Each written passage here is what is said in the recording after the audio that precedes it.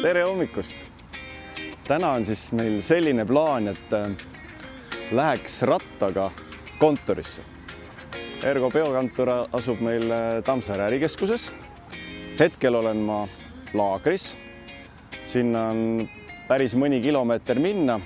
Ratas on üle kontrollitud, kõik toimib. Nii et siit on ainult mõnus minema hakata ja vaatame, mis kellaks ma siis täpselt kohale jõuan. Laagris Tammsaare ärikeskuses on peaaegu 10 kilomeetrit. Esimese korra kohta täitsa normaalne ettevõtmine. Liikluseeskirjad rattaga liiklemiseks pole küll ausalt öeldes enam ammu selged. Loodetavasti meid väga hullult ei riku. Autosid võiks teedel vähem olla. No tegelikult oli lihtne, arvestades seda, et tegelikult on tee mõnus. Ja rattaid ei ole tee peal kahjuks. Lugesin kokku 2. Aga lugesin kokku 20 tõuksi. Näeme varsti.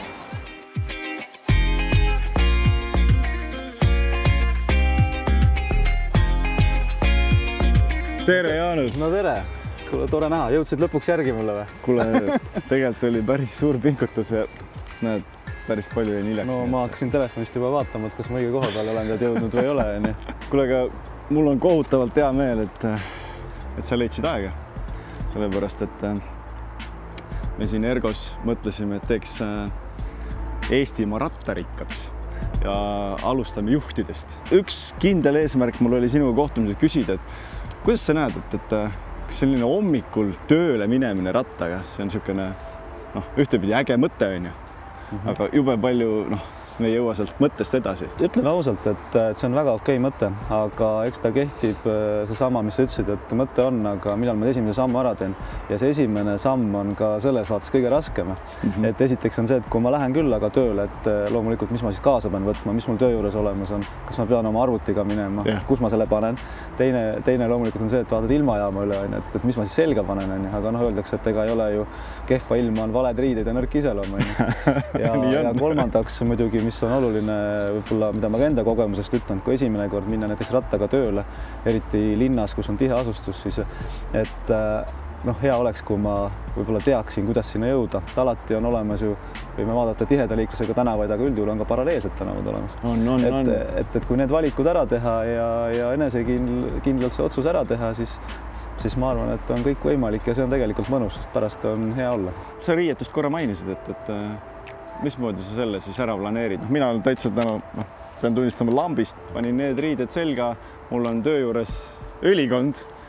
Kuidas mõistlik on? No mina vaatasin üldiselt selliselt, kui ma tööl rattaga käin, et loomulikult ülikonnaga on kehvem minna, et mingid ebamugavust, aga mina ütleks ka ülikonnaga saab väga hästi rattaga tööle minna, sõltub lihtsalt, et jälle meie ratas on, nagu sinul on porikad, et porikad annab veel pikemaks panna, tuleb ilmateadet võib-olla natukene vaadata ja kui vaadata Kesk-Euroopas, siis käiakse ka ülikondadega, naisterahvad käivad kontsakingadega, on vastavad kas vihmakeebid, stiilsed ülikonnale sobivad kiivrid, et tegelikult kõik annab teha, aga selleks tuleb natukene lihtsalt ette valmistada. Tervislik liikumine, see on, mida me oleme Ergos nagu hästi palju rääkinud ja mõelnud ka seda alati selles vaates, et nii-öelda tulevikku suunatuna, et niisugust viljeleda sellist liikumist, harjumist liikuda ja investeerida siis sellega nii-öelda kogu Eesti rahva tervisesse, mis omakorda, eks ju, parandab kogu meie elukvaliteeti tervikuna, et selline hästi see mõte just olla hästi laiapõhjaline, hästi laialt seda. Ja ütleme, et ega see ju vaata see ratta ja tehnoloogia arengu tegelikult soodustab seda,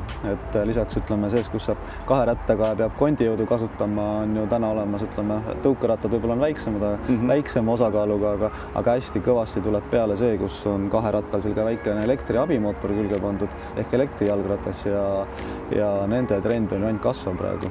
aga ma tahtsin ühe asja rääkida, vaata ma piilusin telefoni siin praegu korraks veel onju, aga et mis on nagu oluline, mis ma ise teen ja soovitaks kõigil ka teha, et näiteks mina rattaga sõidan, tööle lähen või siis ka tõesti trenni teen, mul on igaks juhuks telefon kaasas, mine tea, läheb ratas rehvpuru või midagi, siis minul on hääl maha keeratud, et lihtsalt kui ma lähen, siis ei ole vaja oma tähelepanu hajutada selleks, et keegi kuskil piriseb, mingi sõnum tuleb. Kui vaja, peatan kinni nagu praegu ja vaatan siis korrektselt üle, sest rattaga liikluses on see tähelepanu hajumine on üks kõige suurem risk.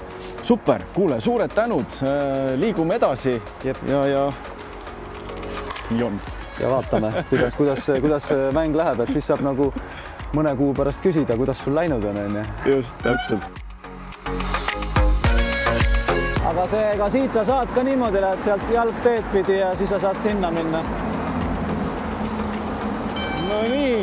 No nii, tehtud. Suurepärane, Jaanus, mul on kohutavalt hea meel, et ma sinuga täna sain kohtuda. No nüüd sa pead veel selle takistusriba ületama, et kus on valgusfoorid ja ilusad vahvad märgid, et sa õige tee otsa peale satuksid ja mööda ei paneks. Ja, et sinu teekond viib nüüd sinnapoole. Ja mina siis lähen sinnapoole ja siis järgmine kord, kui me kohtume, siis me tõenäoliselt kohtume juba meie Ergo jaks uues kontoris. Jaa, aga siis me oleme vastakuid ja siis me saame juba ühiseid trippe plaanida. Absoluutselt. Kuule, aga tänud sulle. Aitäh sulle ja järgmiste kordadeni. Jah.